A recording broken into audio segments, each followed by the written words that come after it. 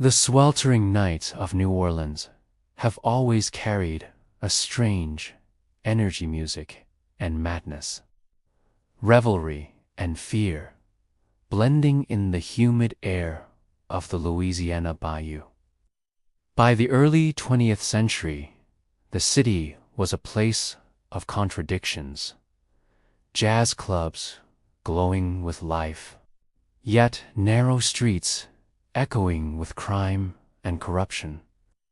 It was in this haunting setting that a phantom figure emerged, armed with an axe, leaving behind blood-soaked bedrooms, shattered skulls, and an enduring legend. The world would come to know him as the Axeman of New Orleans, a faceless killer who terrorized the city. Between 1918 and 1919, and who was never caught.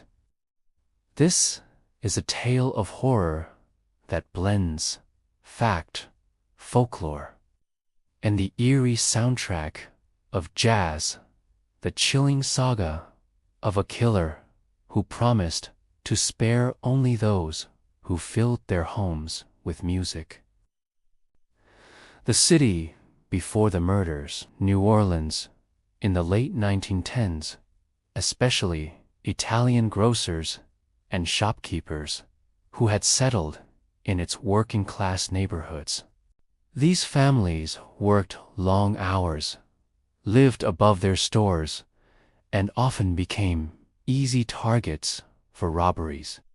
Poverty was widespread, and police corruption meant justice was elusive.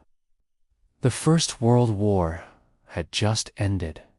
Influenza was spreading through American cities, and paranoia was in the air. It was in this volatile mix of fear and fatigue that the Axeman first struck. The first blood on the night of May 23, 1918, Italian grocers Joseph and Catherine Maggio lay in their apartment above their store. As the city slept, a shadow slipped inside. He carried a straight razor and an axe. At dawn, neighbors found the scene. Joseph's throat slashed so deep that his head was nearly severed, Catherine's skull shattered by brutal blows. Blood soaked the walls. Strangely, money and valuables were untouched. The killer had slipped in silently, used Joseph's own axe, and vanished into the night. The brutality stunned the neighborhood. Police suspected robbery, then vendetta, but nothing fit. Whispers of a madman began to circulate.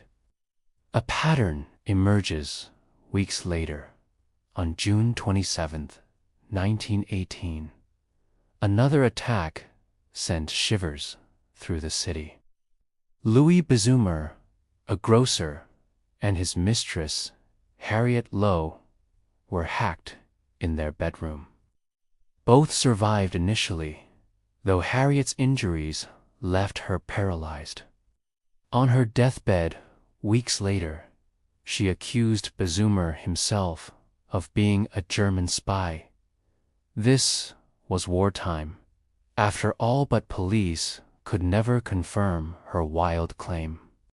Then, on August 5, 1918, young housewife Anna Schneider was struck with an axe as she slept.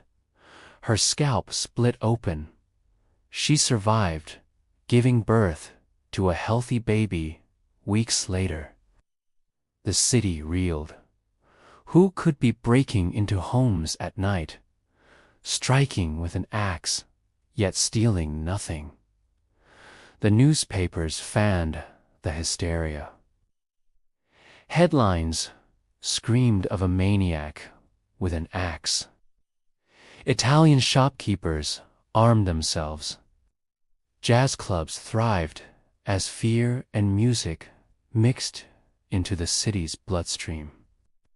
The Axemans note. But it was not until March 1919 that the Axeman's legend exploded into myth.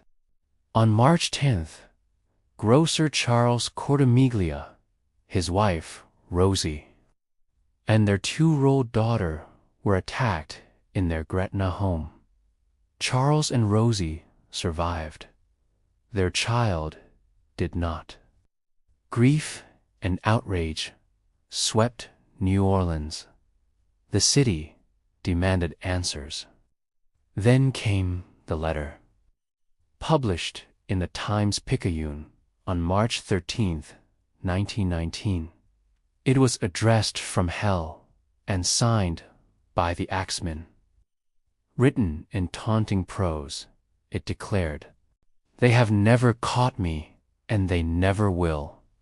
They have never seen me, for I am invisible, even as the ether that surrounds your earth.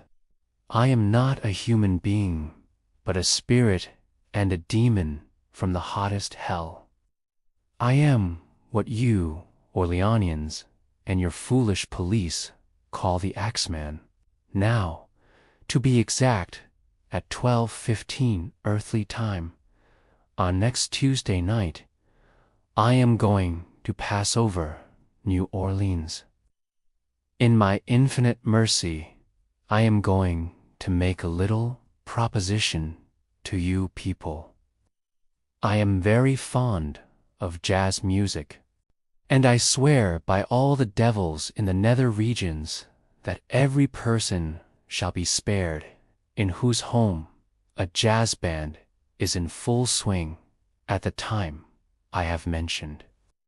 If everyone has a jazz band going, well, then, so much the better for you people. One thing is certain, and that is that some of your people who do not jazz it out that specific Tuesday night, if there be any, will get the axe." The letter electrified the city. Panic turned to bizarre preparation. On the night of March 19th, 1919, every home, bar, and club in New Orleans erupted in jazz.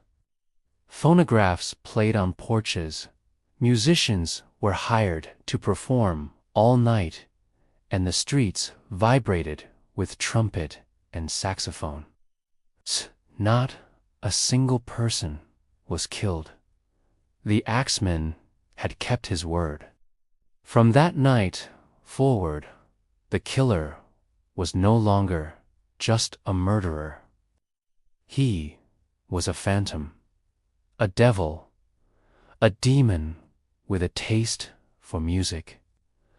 Later murders, but the bloodshed was not over. On August 10th, 1919, grocer Steve Boca was attacked in his home, left with a fractured skull. He staggered outside to summon help, but his memory of the assailant was hazy. On September 2nd, 1919, Sarah Lauman, a young woman living alone, was found unconscious with axe wounds to her head. She, too, survived. Then came the final known attack, October 27th, 1919. Mike Pepitone, another grocer, was bludgeoned in his home. His wife awoke to find the walls dripping with blood. Unlike previous cases, there were no surviving victims to describe what had happened. The Axeman vanished after this night, his reign of terror ending as suddenly as it began. Theories and suspects, the Axeman's identity remains unknown. Police suspected mafia involvement, targeting Italian grocers as part of extortion schemes. Others believed he was a deranged drifter, exploiting the chaos of the city. Some thought multiple killers were involved, explaining the inconsistencies between cases. One suspect, Frank "Doc" Mumphrey, was named years later by a writer who claimed he was a blackmailer linked to the Italian mob. But evidence was weak, and historians doubt the claim. What is certain is that the Axeman operated with chilling boldness.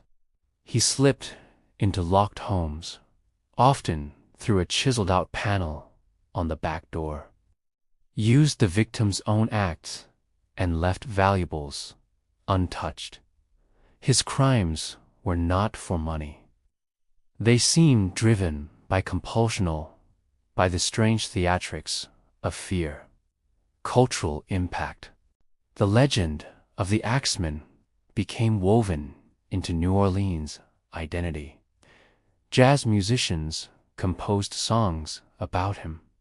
Like the mysterious Axeman's jazz "Don't Scare Me, Papa," which was performed across the city after the infamous letter. For decades, his story has been retold in books, documentaries, and even supernatural television series. What makes the Axeman unforgettable is not only his brutality, but his manipulation of an entire city. He turned New Orleans into his stage, with jazz as the soundtrack of survival. The unanswered questions: why did he target grocers and their families? Why write a letter and then vanish months later? Was he truly a lone madman, or part of something larger, darker, and organized? Did he die, leave the city, or simply stop killing? We will never know. What remains is a ghost story carved into the history of New Orleans, a story where music saved lives, where terror and jazz danced hand in hand, and where an axe-wielding phantom slipped back into the shadows, never to be seen again. As you walk through New Orleans today, the echoes of that time linger. Jazz still pours from Bourbon Street, but behind the music lies a chilling reminder. One night in 1919, the people of an entire city played music not for joy, but for survival. And so, the question lingers, as haunting as a saxophone note drifting through the French Quarter night. Who was the Axeman of New Orleans, and will his ghost ever return? Dan T. Forget to like and subscribe to Crimson Narratives, where history's darkest mysteries are brought back to life, one story at a time.